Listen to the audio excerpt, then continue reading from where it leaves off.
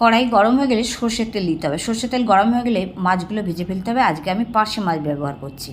এটা যে কোনো মাছ দিয়েই করা যায়।